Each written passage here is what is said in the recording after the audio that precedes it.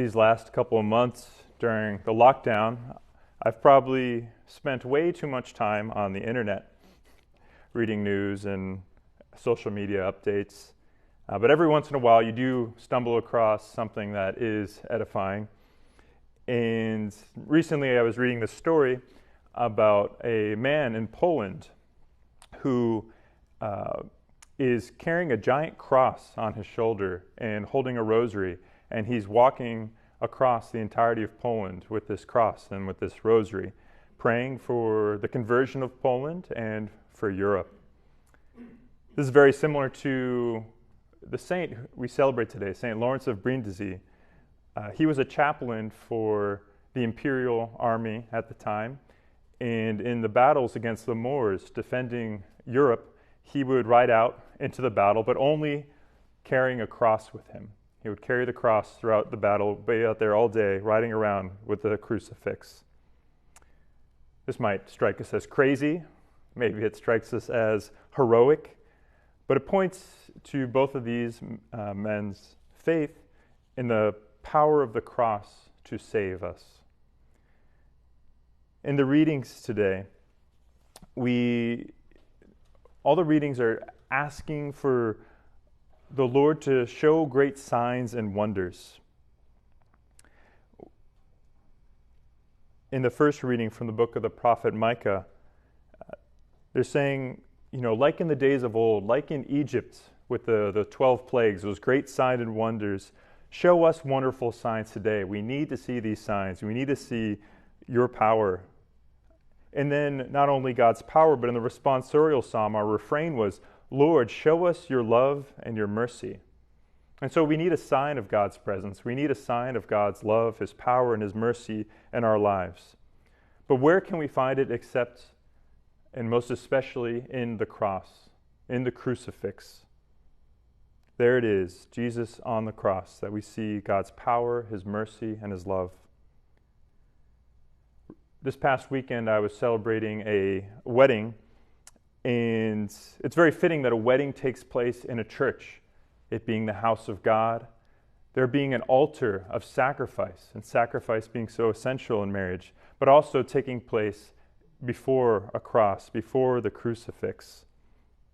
In Croatia, there's a tradition, maybe you've heard of, where the bride and the groom come in carrying a crucifix. And when they're exchanging their wedding vows, they place both of their hands together upon the crucifix. And after they finish their vows, they both kiss the cross together.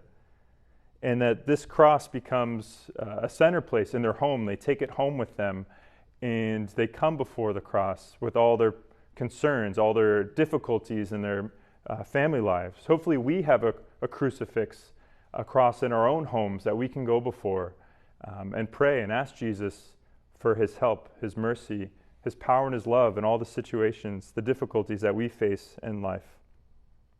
If we live by the cross, we get to share with Jesus and His graces. I was recently reading about a monk in France who lived his life by the cross. Many monks, they live their life trying to conform themselves to the mystery of the cross. And so that towards the end of his life, his brother monks were trying to convince him that, you're very sick. You have to take this seriously. You're going to die. And when he heard this, and having lived his life by the cross, he said, "Oh, is that it? Death? Is that it?"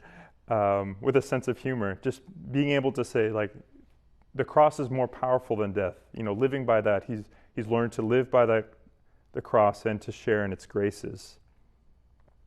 In the gospel today, Jesus is asked about his mother and his brother, saying, they're outside, they want to come inside. And Jesus says, those who are here doing God's will, those who are here with me, they're the ones who are my mother and sister and brother. Now, this isn't a rejection of his mother, because we can think in this moment, the disciples are there with Jesus, all the crowds are there to see his miracles, his signs and his wonders, to be healed by him, to be fed by him. But then at the foot of the cross, when Jesus is dying on the cross, everyone abandons him, except a few disciples, and his mother. One of these disciples, St. John, becomes his brother of sorts because he's given to Jesus' mother. And so remember that Mary is at the foot of the cross. She is truly his mother in every sense of the term with Jesus. And so Jesus asks us as well as his disciples, as his brothers and sisters. He says, I know life is hard, but can you cling to the cross? Can you stay with me, even just 1 hour, like he asked his disciples in the Garden of Gethsemane? Because the cross, life, is hard, but it is sweet because that is where Jesus is. We can't be happy without Jesus, but with Jesus, even the cross becomes joy, because the cross becomes the place of the resurrection. So today, as we pray together in the celebration of this Mass, let us be spiritually present to Jesus on the cross through the sacrifice of the Mass, and so be with Jesus in the heavenly banquet of his body and his blood.